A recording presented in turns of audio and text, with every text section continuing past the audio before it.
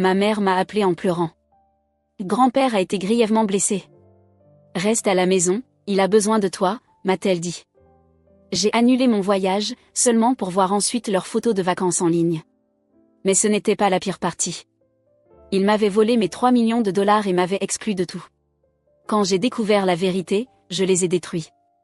Je n'aurais jamais cru que ma propre famille me trahirait ainsi. Avec du recul, les signes avaient toujours été là, mais je les ignorais, me persuadant que je me faisais des idées. J'ai travaillé dur, baissé la tête et tout fait pour prouver ma valeur. Mais au final, ça n'avait aucune importance. Leur décision avait été prise bien avant que je ne m'en rende compte. Je m'appelle Sophia Carter, et j'ai grandi à San Diego, en Californie, dans une famille riche mais profondément divisée. Mon père, Mark Carter, avait bâti une entreprise hôtelière prospère à partir de rien. Il se vantait toujours d'être un homme qui s'était fait tout seul, mais c'était un mensonge. Le véritable architecte du succès de notre famille, c'était mon grand-père, Walter Carter. C'est lui qui avait fait les bons investissements et assuré notre sécurité financière. Il avait laissé derrière lui un fonds fiduciaire de plusieurs millions de dollars, censé être partagé entre mon frère cadet, Ethan, et moi. Mais à un moment donné, mes parents avaient décidé qu'un seul d'entre nous le méritait. Ethan avait toujours été l'enfant prodige. Il obtenait tout sur un plateau d'argent, école privée, voiture luxueuse, connexions influentes, tandis que moi, je devais me battre pour tout. Même enfant, je voyais bien la différence de traitement. Si Ethan voulait quelque chose, mes parents faisaient tout pour lui. Si j'avais besoin d'aide, on me disait de me débrouiller. J'ai toujours cru qu'en travaillant assez dur, il finirait par reconnaître ma valeur. J'ai obtenu mon diplôme avec mention, je suis devenue analyste financière et j'ai économisé chaque centime. Mais j'avais tort. Peu importe mes efforts, ce n'était jamais suffisant. Il y a quelques mois, notre famille avait prévu des vacances à Hawaï. C'était censé être un moment de détente, au soleil, pour enfin nous reconnecter. J'étais excitée plus que je ne l'avais été depuis des années. J'ai fait des heures supplémentaires pour payer le voyage, acheter de nouveaux vêtements, et même pris des congés. C'était censé être un nouveau départ. Ou du moins, c'est ce que je pensais. Puis, un jour avant notre départ, ma mère, Linda, m'a appelée. Sa voix tremblait.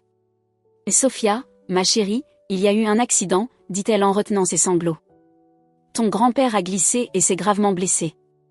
Nous avons besoin de toi ici. Mon estomac s'est noué. Grand-père comptait énormément pour moi.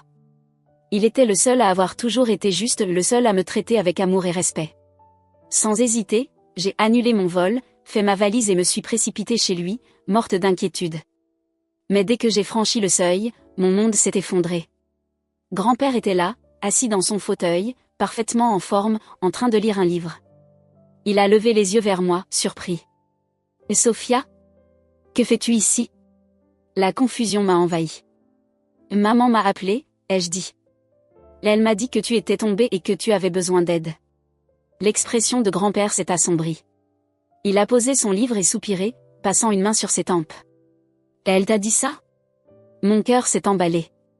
Quelque chose clochait. « Grand-père, qu'est-ce qui se passe ?» ai-je demandé, la voix tremblante. Il est resté silencieux un moment, puis il m'a regardé droit dans les yeux avec une colère que je ne lui connaissais pas. « Elle voulait que je mente », a-t-il dit d'une voix dure.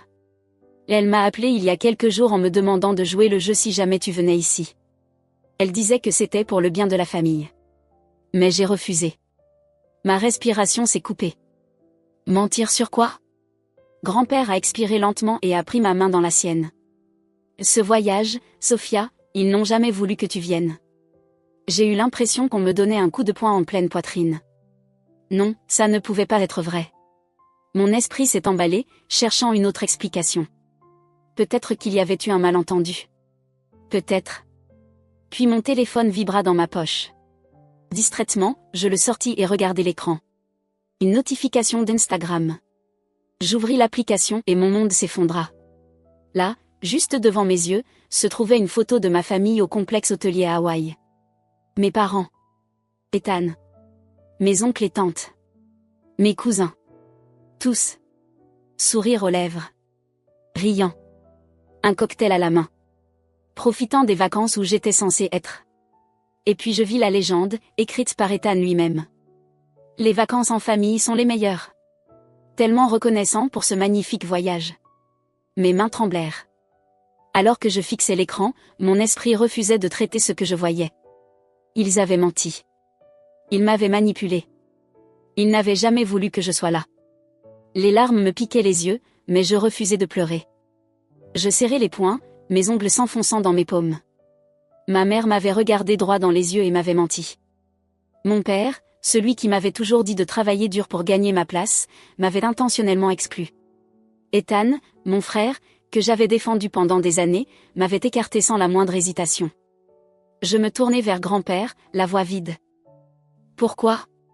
Sa mâchoire se contracta. Je ne sais pas, ma chérie. Mais je sais une chose, il serra ma main. Ce n'est pas juste une histoire de voyage.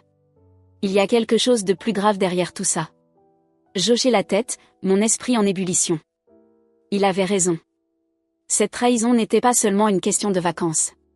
C'était bien plus profond. Je pris une grande inspiration, essuyant mes larmes.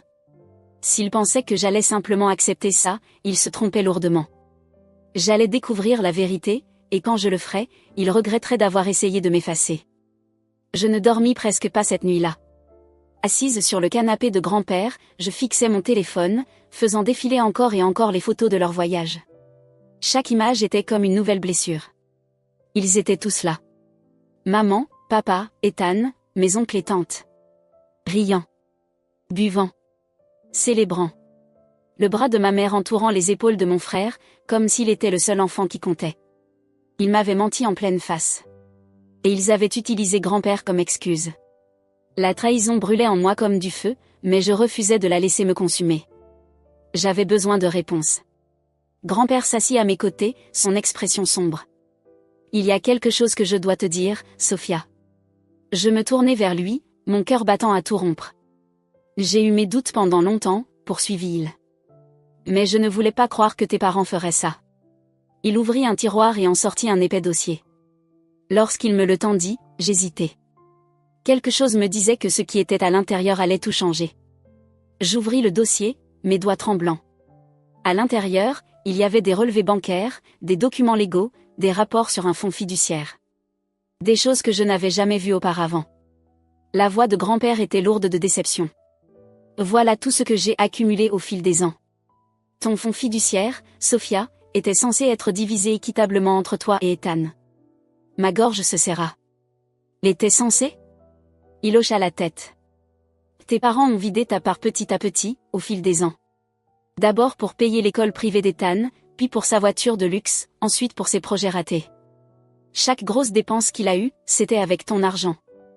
Je sentais que je ne pouvais plus respirer.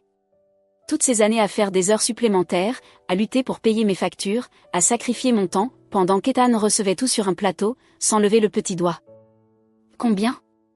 Murmurai-je, à peine capable de former les mots. Grand-père hésita avant de répondre. Presque tout. Le fonds fiduciaire initial valait 3,5 millions de dollars. Je fermai les yeux avec force, essayant de garder le contrôle de mes émotions. 3,5 millions, chuchotai-je. Tout donné à Ethan ? Il y a pire, ajouta grand-père, sa voix baissant d'un ton.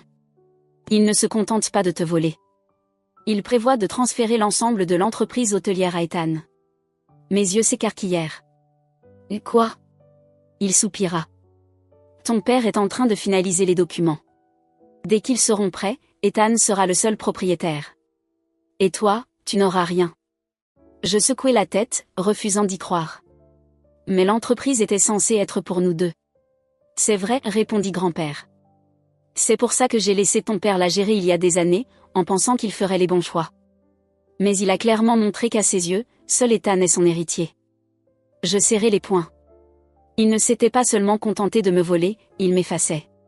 Toutes ces années à être la fille responsable, à travailler dur, à prouver ma valeur. Tout ça pour rien. Ils avaient pris leur décision depuis longtemps. Grand-père posa sa main sur la mienne. Tu n'es pas obligée d'accepter ça, Sophia. Une lente et froide réalisation s'imposa en moi. Il avait raison. J'avais passé ma vie à essayer de mériter l'amour de ma famille, croyant qu'en travaillant plus dur, en étant meilleur, ils finiraient par me considérer comme leur égal. Mais ils ne le feraient jamais. Ils m'avaient sous-estimé. Je n'allais pas les laisser gagner. Je veux les arrêter, dis-je en regardant grand-père dans les yeux. Mais je ne sais pas comment. Il esquissa un sourire, le premier vrai sourire que je voyais depuis le début de ce cauchemar. C'est pour ça qu'on ne va pas agir seul. C'est alors qu'il sortit son téléphone et appela quelqu'un. Quelques minutes plus tard, ma tante Rebecca entra dans la pièce. Tante Rebecca avait toujours été le mouton noir de la famille, mais je l'avais toujours admirée. Elle avait été une avocate redoutable avant de prendre sa retraite, contrairement à mes parents, elle ne m'avait jamais traité comme si j'étais invisible. Elle s'assit en face de moi et parcourut les documents que grand-père m'avait donnés. Elle hocha la tête en feuilletant les pages. C'est une preuve solide, dit-elle. Ils ont détourné l'argent de ton fonds fiduciaire. Et s'ils transfèrent de l'argent à l'étranger, ça signifie qu'ils prévoient de s'enfuir. Je fronçai les sourcils. S'enfuir où? En Suisse, répondit grand-père, d'un ton dur. Ton père a transféré de l'argent sur des comptes secrets là-bas. Ils veulent disparaître avant que tu ne réalises ce qui se passe. Une vague de rage monta en moi. Non seulement il m'avait volé mon argent, mon avenir, ma place dans la famille, mais il comptait s'enfuir avec ce qui restait. On peut les arrêter, affirma Rebecca avec fermeté. Mais il faut agir vite. Je pris une profonde inspiration. C'était le moment. J'avais passé ma vie à suivre leurs règles, à les laisser me contrôler. Mais maintenant, j'allais tout reprendre. Qu'est-ce qu'on fait en premier? Rebecca se pencha en avant, un éclat déterminé dans le regard. D'abord, on les expose. Publiquement. J'hésitais. Publiquement? Elle hocha la tête. Ils pensent avoir tout le pouvoir. Mais il y a une chose qui compte plus que l'argent pour eux, leur réputation. Je réfléchis un instant. Elle avait raison. Mes parents vivaient pour les apparences.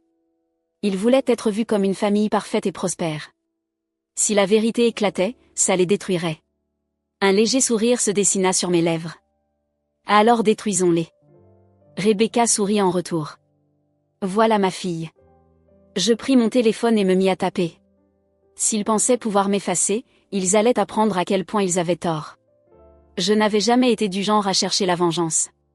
J'avais toujours cru que si je travaillais assez dur, mes parents finiraient par me voir comme quelqu'un de digne. Mais cette version de moi était morte. Ils m'avaient tout pris, mon héritage, ma place dans l'entreprise familiale, même ma dignité. Et je n'allais pas les laisser s'en tirer.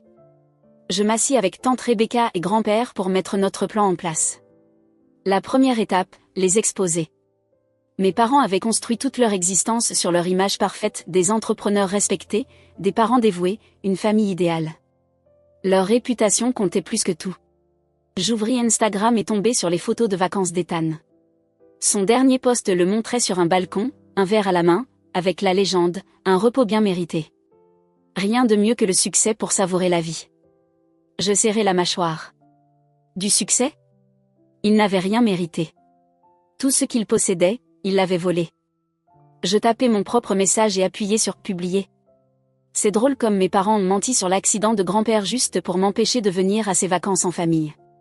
Encore plus drôle de voir que l'entreprise hôtelière et mon fonds fiduciaire, censés être partagés, sont désormais au nom de mon frère. Argent volé. Affaires volées. Et il pensait que je ne le découvrirais jamais. Je me reculais, observant les chiffres grimper. En quelques minutes, la publication avait des centaines de commentaires. Certains venaient de membres éloignés de la famille, choqués par la trahison. D'autres venaient d'associés d'affaires, remettant en question la légitimité des transactions de mes parents. Puis les appels commencèrent à affluer. Le premier fut d'Ethan. C'est quoi ce bordel, Sophia? Sa voix était paniquée, basse, comme s'il essayait de ne pas être entendu. Je laissai un silence s'installer avant de répondre. Oh, tu l'as vu. Bien. Supprime ça. Non. Tu es en train de ruiner l'image de maman et papa. Je laissai échapper un petit rire sans humour. Je leur donne une mauvaise image, Ethan? Ils m'ont volé. Ils m'ont menti. Et maintenant, ils essaient de disparaître avec ce qui reste. Tu as de la chance que tout ce que j'ai fait, c'est dire la vérité. Il resta silencieux un instant avant de dire. Tu ne comprends pas toute l'histoire. Je serrai les dents. Oh, je comprends très bien. Le prochain appel venait de ma mère. Sophia, retire ce post immédiatement. Sa voix était froide, tranchante, ce ton qu'elle utilisait quand elle pensait encore avoir du pouvoir sur moi. Non, répondis-je simplement. Tu fais honte à cette famille. As-tu seulement la moindre idée de ce que tu es en train de faire? Je laissai échapper un rire amer. Oui, maman. Je fais enfin ce que j'aurais dû faire depuis longtemps, me défendre. Elle expira bruyamment. Sophia, écoute-moi. Nous avions nos raisons pour ce que nous avons fait. Ton père et moi avons toujours veillé à ce qu'il y ait le meilleur pour cette famille. En volant mon fonds fiduciaire? En nous assurant que tout soit géré correctement. Nous savions ce qui était le mieux. Si nous t'avions donné cet argent, tu n'aurais pas su l'utiliser avec sagesse. Ethan en avait plus besoin, n'est-ce pas? Je l'interrompis. C'est la partie que tu allais dire. Qu'il était plus responsable, qu'il était le meilleur choix pour les affaires. Admets-le, maman, tu n'as jamais voulu que j'aie quoi que ce soit. Elle resta silencieuse un long moment avant de dire. Si tu ne supprimes pas cette publication, tu vas le regretter. Je souris. Oh, je pense que c'est vous qui allez avoir des regrets. À la fin de la journée, les conséquences commencèrent. Les journalistes commencèrent à poser des questions sur la légitimité des affaires de mes parents. Les employés des hôtels, qui étaient restés silencieux jusque-là, commencèrent à parler de salaires en retard et de mouvements financiers douteux. Mon grand-père contacta quelques partenaires commerciaux, et soudain, les investisseurs commencèrent à reconsidérer leur confiance en mon père. Ce soir-là, Rebecca et moi déposâmes une plainte pour geler le transfert des hôtels. Mes parents n'avaient pas encore finalisé les documents, mais ils en étaient proches. Légalement, si nous pouvions prouver que le transfert avait été fait par fraude ou manipulation, nous pouvions l'empêcher immédiatement. Mais nous avions encore une dernière carte à jouer. Mon grand-père avait gardé un dernier document, son contrat original avec mon père. Celui qui lui avait donné le contrôle des affaires contenait une clause qui avait été commodément ignorée toutes ces années. Si une preuve de mauvaise conduite était découverte, le contrôle de l'entreprise pouvait être révoqué. Le lendemain matin, je me rendis au siège de l'entreprise et entrai directement dans le bureau de mon père, où lui et ma mère étaient en train de détruire des documents. Mon père leva les yeux, son visage devint rouge. « Tu n'as rien à faire ici. » Je souris froidement. « Au contraire, papa, j'ai tout à fait ma place ici. » Je levai le contrat de mon grand-père. « Je pense que tu vas vouloir lire ceci. » Pour la première fois, je vis de la peur dans ses yeux. Il savait qu'ils avaient perdu. Pendant des années, je m'étais sentie impuissante. J'avais vu mes parents favoriser Ethan, me priver d'opportunités, me mentir et faire semblant que je faisais partie de cette famille alors qu'en réalité, je n'étais qu'un poids pour eux. Mais en me tenant dans le bureau de mon père ce jour-là, tenant le contrat qui allait anéantir tous leurs plans, je compris enfin une chose, je n'avais jamais été impuissante. Mon père arracha le papier de mes mains, ses yeux parcourant les lignes, son expression s'assombrissant à chaque seconde. Ma mère était derrière lui, le visage livide, s'agrippant à la table comme si c'était la seule chose qui la maintenait debout. Je croisai les bras. « Tu as ignoré cette clause, n'est-ce pas ?» Ma voix était ferme, maîtrisée. « Celle qui dit que si tu commets un acte de mauvaise gestion financière, tu perds le contrôle des affaires ?» Mon père frappa le contrat sur la table. « C'est absurde. Tu ne sais pas de quoi tu parles. » Je souris lentement, d'un air assuré. « Oh, mais si, je sais. » Je sortis un autre dossier de mon sac. Parce que j'ai des relevés bancaires, des rapports financiers et des preuves que tu as détourné de l'argent du fonds fiduciaire qui m'appartenait légalement. Les mains de ma mère commencèrent à trembler. Sophia, parlons-en. Je haussai un sourcil. Oh, maintenant tu veux parler? Je laissai échapper un petit rire glacial. Où était cette envie de discuter quand tu donnais mon argent à Ethan? Ou quand tu transférais les affaires dans son dos? Ethan entra dans la pièce, essoufflé, le visage rouge. « Tu es en train de tout détruire » s'écria-t-il. « Pourquoi ne peux-tu pas simplement laisser tomber? Pourquoi dois-tu détruire la famille ?» J'inclinai la tête. « Oh, tu veux dire la famille qui a passé des années à me voler? Celle qui a fait semblant que je n'existais pas ?» Il leva les mains. « Tu es jalouse. » Je dus rire. « Jalouse de toi? Tu as passé ta vie à vivre avec de l'argent qui ne t'appartenait pas, dans une illusion où tout était servi sur un plateau, pendant que je devais me battre pour ma place. Jalouse? Je répétai en m'approchant. Non, Ethan, je suis juste fatiguée d'être utilisée. À cet instant, les portes du bureau s'ouvrirent et 2 agents fédéraux entrèrent, suivis de ma tante Rebecca et de mon grand-père. Le visage de mon père perdit toute couleur. « Qu'est-ce que c'est ?» demanda-t-il d'un ton tranchant. L'un des agents, un homme grand en costume, avança d'un pas. Monsieur Carter, nous avons des preuves que vous et votre épouse êtes impliqués dans des fraudes financières, y compris le détournement de fonds et des transferts illégaux à l'étranger. Vous êtes en état d'arrestation. Ma mère émit un hoquet, se tournant vers mon père avec un regard de pure panique. Marc, fais quelque chose. Mais il n'y avait rien à faire. Alors que les agents passaient les menottes à mes parents, mon père me lança un regard rempli de haine. Tu crois que tu as gagné? Siffla-t-il. Tu crois que tu es meilleur que nous? Je soutins son regard, impassible. Non, répondis-je calmement. J'ai juste enfin décidé de me battre.